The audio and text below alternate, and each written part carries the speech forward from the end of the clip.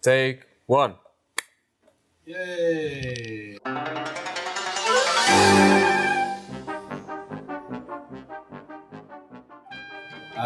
We started out with this game. It basically came out of a prototype sort of jam session that I did in like 1 or 2 weeks. I made a bunch of prototypes and took it to the rest of the guys. And this was one that really stood out because at the time we just finished Paper vs. Paper, our first game, which was a local multiplayer, iPad-only strategy game where you play with one button. So each player has one button and you play a strategy game with that.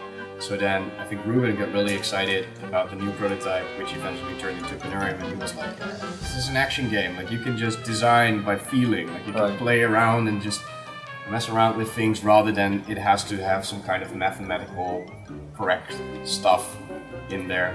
And I think that very quickly the most important design philosophy for us became to make an arcade game that is super hard but not unfair.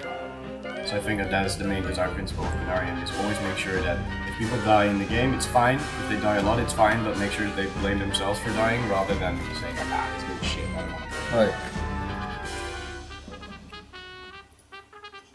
So in the beginning we started out with like this factory setting, and that was something I didn't really feel, because I think factory setting is something which is kind of, I don't know, you see it like, and it's really hard to make something out of that which is like really your own.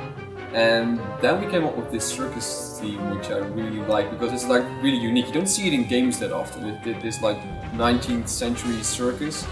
I like that. I like the whole vibe, like the idea, and I think, you know, circus is like, it's a really strong theme and you don't see it a lot, so I was really intrigued by that theme because it offered a lot of options.